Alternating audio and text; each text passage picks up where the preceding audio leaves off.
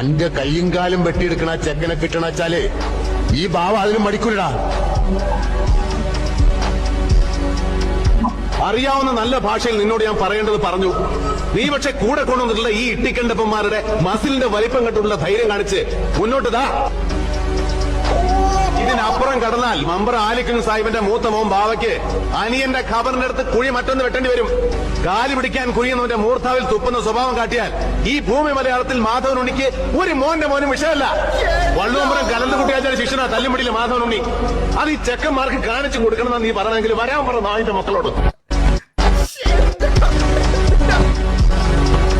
Single സ്ട്രെച്ചിലാ dialogue പറഞ്ഞു കേട്ടാ. എന്റെ മോ എന്ത് സീനല്ലേ അതൊക്കെ.